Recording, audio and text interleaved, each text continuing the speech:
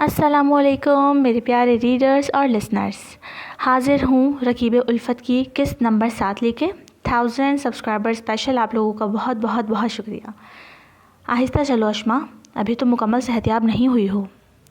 نہیں میں ٹھیک ہوں، آپ بے مقصد ہی اتنی زحمت اٹھا رہے ہیں، اشما نے اکبر کے اپارٹمنٹ میں داخل ہوتے ہوئے اسے کہا، کیونکہ وہ بہت کنفیوز ہو رہی تھی۔ اکبر اسے کسی بیمار بچے کی طرح جو ٹریٹ کر رہا تھا۔ نہیں میں ڈاکٹر ہوں، مجھے پتا ہے کہ کیا کرنا ہے کیا نہیں، بس تم جا کر بات لو اور ریسٹ کرو، اور مجھ سے بالکل بحث مت کرنا، جیسے جیسے کہتا جاؤں کرتی جاؤ۔ ارے ڈاکٹر تو میں بھی بننے والی ہوں۔ ہاں بننے والی ہو، ابھی بنی نہیں ہو۔ اکبر نے اشما کی ناک دبائی تھی اور اس کا چھونے پر وہ سر تپیر سرخ ہو گئی، نظریں چرانے لگی۔ ہاں ہاں ہاں، اکبر نے اسے دیکھتے ہوئے زوردار کہکا لگایا۔ ابھی کیوں شرما رہی ہو؟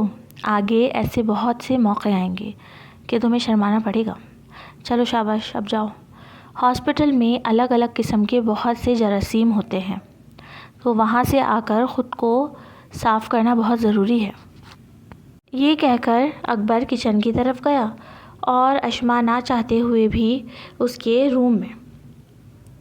وہ نہا کر گیلے بالوں کو ٹاول سے رگڑتی ہوئی باہر آئی اور سامنے سے اکبر ایک ٹرے میں سوپ کا پیالہ رکھ کر کمرے میں آیا۔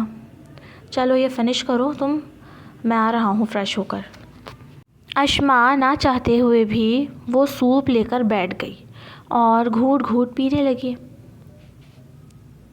وہ مکمل کھانے کی طرف متوجہ تھی کہ ایک دم اکبر شرٹ لیس نہا کر باتھ روم سے باہر آیا۔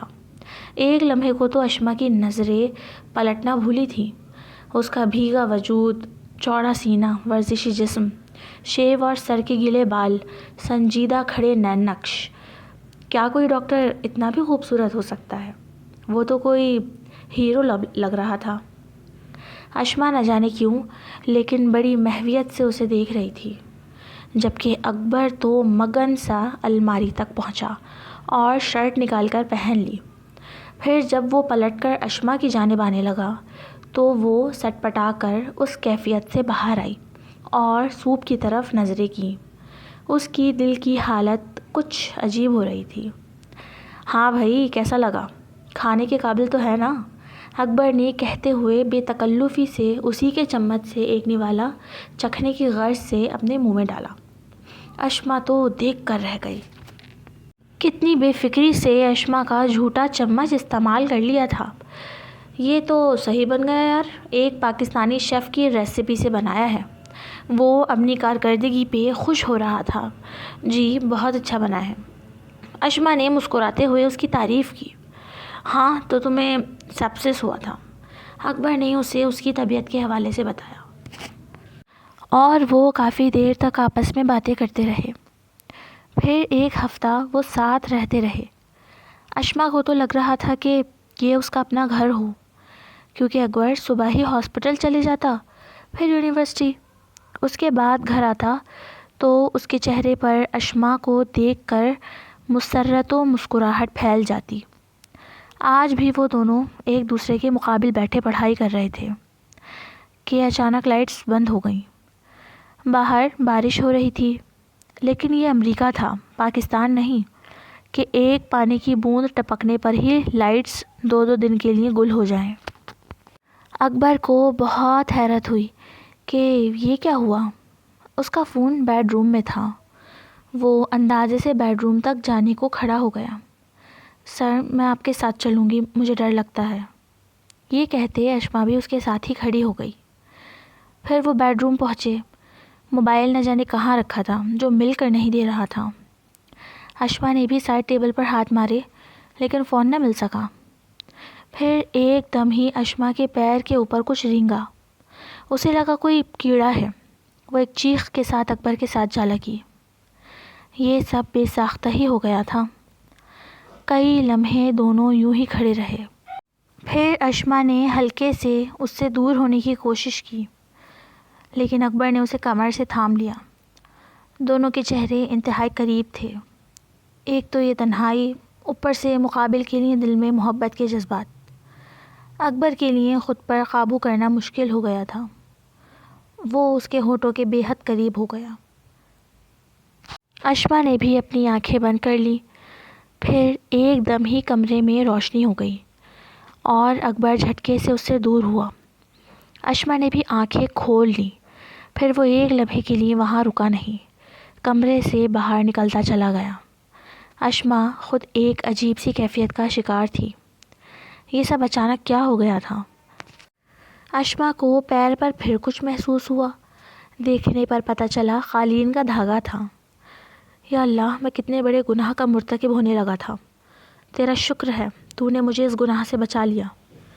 اکبر صوفے پر بیٹھا اپنے دونوں ہاتھوں پر سر گرائے، بالوں کو مٹھیوں میں جکڑے خود کو قابو کرنے کی کوشش کر رہا تھا اور اللہ کے حضور معافی بھی مانگ رہا تھا۔ اتنے میں اسے فون بجنے کی آواز آئی۔ اس نے جیب سے فون نکالا اور کاٹ دیا۔ یہ فون جس کو ڈھونڈنے کے چکر میں اتنا کچھ ہو گیا، وہ اس کے ٹراؤزر کی جیب میں ہی تھا، جس کا اکبر کو اندازہ ہی نہ تھا۔ لیکن وہ اپنی اس حرکت پر جی بھر کر شرمندہ ہو چکا تھا۔ پھر وہ بیڈ روم سے باہر نہ آئی اور نہ اکبر ڈرائنگ روم میں اپنی جگہ سے ہلا۔ دونوں کو ایک دوسرے کو فیس کرنا مشکل ہو رہا تھا۔ صبح ہوتے ہی اکبر بیڈ روم کے دروازے پر پہنچا۔ اس کی ہمت ہی نہیں ہو رہی تھی اشما کو مخاطب کرنے کی۔ اس نے کتنے اعتماد سے کہا تھا کہ وہ کوئی بچہ نہیں ہے جو جذبات میں بہہ جائے، لیکن آخرکار ایک مرد اور ایک عورت ساتھ ہوں تو تیسرا ان کے ساتھ شیطان ہوتا ہے، یہ ثابت ہو چکا تھا۔ لیکن اسے اشما کو مخاطب تو کرنا ہی تھا۔ بیڈ روم کا دروازہ بجا کر اس نے پکار لگائی، اشما تم تیار ہو جاؤ، ہاسپٹل جاتے ہوئے میں تمہیں ہاسٹل چھوڑ دوں گا۔ یہ جملہ اسے باآواز بلند کہا، کیونکہ یہی ہم دونوں کے حق میں بہتر ہے، جبکہ یہ بات اس نے زیر لب بڑبڑائی۔ اشما نے دروازہ کھولا تو دونوں ہی ایک دوسرے سے نظریں چرا رہے تھے۔ اسی چورا چوری میں تیار ہوئے اشما نے اپنا سامان سمیٹا اور اکبر کے ساتھ ہی ہاسٹل کے لیے روانہ ہوئی۔ ہاسٹل کے سامنے جا کر اشما نے اترنے کے لیے دروازہ کھولا ہی تھا کہ اکبر بولا، اشما بات سنو۔ وہ ایک لمحے کو ٹھہری، لیکن اس کی طرف دیکھ نہ سکی۔ آئی ایم سوری، کل رات جو ہوا غلط تھا، مجھے خود پر قابو رکھنا چاہیے تھا۔ نہیں، غلطی میری تھی، مجھے فاصلہ قائم کر کے رکھنا چاہیے تھا۔ اشما نے اس سے اپنی غلطی اور گلٹ کا اظہار کیا۔ اسی اثنا میں دونوں کی نظریں ایک دوسرے پر پڑی تو دونوں ہی جھیپ کر ادھر ادھر دیکھنے لگے۔ پھر وہ گاڑی سے اتری اور تیزی سے ہاسٹل کی جانب قدم بڑھانے لگی۔ جب کہ وہ گاڑی میں بیٹھا اس کی اسپیڈ دیکھ کر مسکرا رہا تھا۔ اکبر کے جاتے ہی اشما کو اس کے بقایا کام پر کھڑا کر دیا گیا۔ وہ گرتی پڑتی سب کر رہی تھی۔ بخار تو اتر گیا تھا، لیکن کمزوری بلا کی تھی۔ اسے مار کھانے سے اس وقت خوف آ رہا تھا۔ جسم کا درد اور تھکان ایسی تھی جبکہ ساری حویلی میں ساجدہ بیگم کی لڑنے جھگڑنے کی آوازیں گونج رہی تھی۔ وہ حسن صاحب سے اس وقت سے جھگڑ رہی تھی، لیکن پھر یوں ہی سارا دن گزر گیا۔ وہ کام کرتی رہی اور اکبر وہاں اس لڑکے کی جان بچانے کی کوشش کرتا رہا۔ کیس بہت کرٹیکل تھا، ہڈیاں ٹوٹی تھیں، انٹرنل بلیڈنگ ہوئی تھی۔ اکبر گھنٹوں سے آپریشن تھیٹر میں کھڑا تھا۔ آخر کار اس کی کوشش رنگ لے آئی اور اس لڑکے کی جان بچ گئی۔ وہ شام 5 بجے فارغ ہو گیا تھا، لیکن کچھ کام نمٹاتا ہوا 6 بجے تک گھر پہنچا۔ اس نے اپنے ذاتی ملازم کو گاڑی سے سامان نکال کر کمرے میں رکھوانے کا کہا اور خود حویلی کی چوڑی راہداری سے ہوتا ہوا اپنے کمرے میں جانے لگا۔ وہ بہت زیادہ تھک چکا تھا، اسے آرام کی ضرورت تھی۔ اس کی نظر اس چوڑی راہداری کے ایک سمت دیوار سے ٹیک لگا کر بیٹھی اس وجود پر پڑی۔ وہ ایک لمحے کو ٹھہرا، کالی چادر میں ڈھکا وہ وجود۔ اکبر نے لمحہ بھر اسے دیکھا۔ اشما کی نظر بھی اس پر پڑی، لیکن وہ منہ پھیر گئی۔ اس کی آنکھوں کی تکلیف، شکوہ سب اسے بخوبی نظر آ رہا تھا۔ پھر لمبے لمبے ڈگ بھرتا وہ اپنے کمرے میں پہنچ گیا۔ وہ جانتا تھا ابھی دوپہر میں اتنا تماشا ہوا ہے، اگر ابھی وہ کچھ کہے گا، اپنی ماں سے بات کرے گا، تو پھر وہ ایک نیا تماشا کھڑا کر دیں گی، جس کو سنبھالنے کی ہمت ابھی اکبر میں نہیں تھی۔ اب اسے رات ہو جانے کا انتظار تھا۔ میں تمہیں کبھی معاف نہیں کروں گی، یہ تھی تمہاری محبت۔ تم نے کہا تھا کہ میری حفاظت کرو گے، لیکن تم نے مجھے پتھروں سا بے مول کر دیا۔ تمہارے سارے دعوے جھوٹے تھے، تم جھوٹے ہو اکبر خان زادہ۔ میں نے تمہاری محبت کا جواب محبت سے دے کر بہت بڑی غلطی کی تھی۔ اشما اکبر کا گریبان پکڑے جھنجھوڑ رہی تھی، اور اس کے اس طرح رونے کڑلانے سے اکبر کی جان لبوں پر آ رہی تھی۔ ایک دم ہی وہ ہڑبڑا کر اٹھ بیٹھا، پسینے سے اس کا سارا وجود شرابور ہو رہا تھا۔ اس نے اپنے ارد گرد دیکھا تو اشما کہیں نہیں تھی۔ وہ خواب دیکھ رہا تھا، اسی وقت سے جب سے ہاسپٹل سے آیا تھا۔ بیڈ پر لیٹتے ہی اس کی آنکھ لگ گئی تھی۔ اس نے گھڑی اٹھائی، گھڑی 12 کا ہندسہ دکھا رہی تھی، مطلب رات کے 12 بج چکے تھے اسے سوتے۔ وہ کمرے سے نکلا، نگاہیں اسی کی متلاشی تھی جو اسے کچن میں مل گئی۔ چلو میرے ساتھ میرے کمرے میں۔ اشما پوری طرح کالی چادر میں لپٹی ہوئی کچن کے ایک کونے میں لیٹی سو رہی تھی۔ ایک دم ہی ہڑبڑا کر اٹھ بیٹھی۔ سامنے اکبر کھڑا تھا، وہ اسے اپنے ساتھ چلنے کا حکم دے رہا تھا۔ سارا دن اس کی ماں کے ظلم سہنے کے بعد اب وہ آ گیا تھا اس کے سر اسے رات میں بھی اذیت دینے کو۔ جلدی چلو۔ اکبر کی آواز پر وہ چونک کر اسے دیکھنے لگی، وہی خالی خالی آنکھیں۔ پھر کھڑی ہو گئی، کیونکہ حکم عدولی کا وہ کوئی حق نہ رکھتی تھی۔ ونی جو ٹھہری، پھر وہ من بھر بھاری قدم اٹھاتی اس کے پیچھے پزمردگی سے چلنے لگی۔ وہ اس وقت اذیت کی انتہاؤں پر تھی۔ وہ پتھرائی ہوئی صورت کے ساتھ اس کے کمرے میں اس کے پیچھے داخل ہو گئی۔ اکبر نے کمرہ لاک کیا، پھر ایک شاپنگ بیگ اس کے جانب بڑھا دیا۔ جاؤ یہ پہن لو نہا کر۔ چند حرفی حکم۔ اشما نے ایک شکوہ کن نگاہ اکبر کے چہرے پر ڈالی۔ اسے یہ لگ رہا تھا کہ اکبر نے اسے کوئی واہیات سا لباس یا نائٹی دے دی ہے پہننے کو۔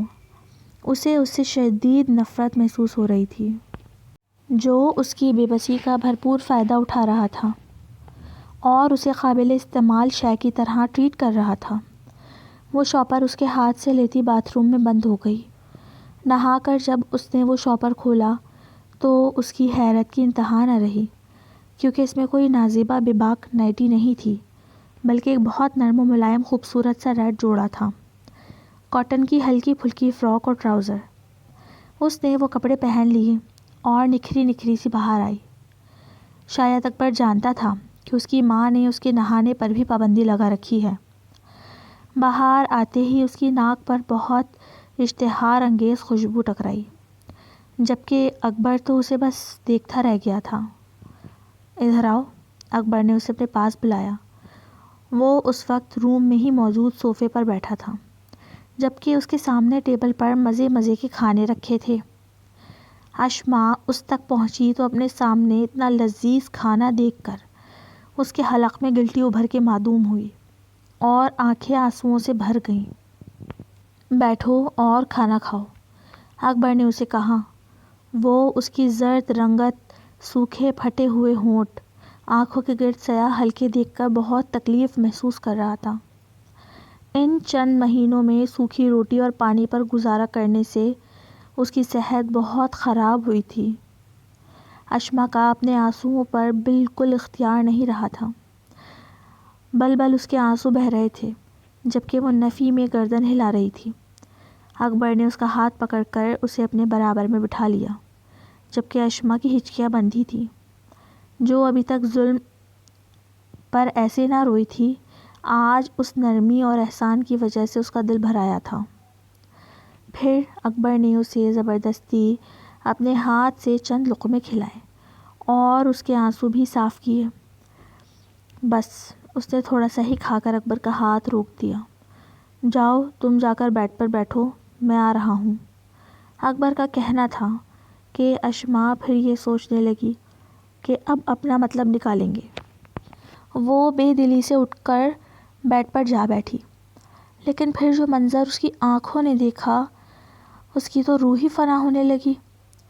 اکبر نے اپنی الماری سے کچھ میڈیکل کا سامان نکالا اور ایک انجیکشن بھرنے لگا۔ اشما کی جان نکل رہی تھی، وہ اسے نشے کا انجیکشن لگانے والا تھا۔ انجیکشن بھر کر وہ اس تک آیا، اشما کو خوف سے لرزدہ دیکھ بالکل نظر انداز کیا اور کندھے سے ذرا سی اس کی قمیض نیچے کر کے اس کے بازو میں وہ انجیکشن لگا دیا۔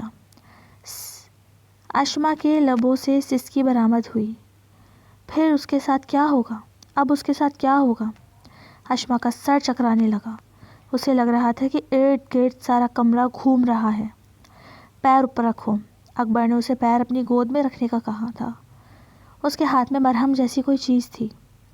اب وہ اس کے پیروں پر زخموں کا معائنہ کر رہا تھا اور اس پر نرمی سے مرہم بھی لگا رہا تھا، لیکن جیسی ہی اس کی نظر تیز تیز سانس بھرتی اشما پر گئی تو وہ فوراً اس کے قریب ہو کر پوچھنے لگا، کیا ہوا ہے تمہیں؟ تم ٹھیک تو ہو؟ کس چیز کا انجیکشن لگایا ہے مجھے؟ اس نے روتے ہوئے پوچھا۔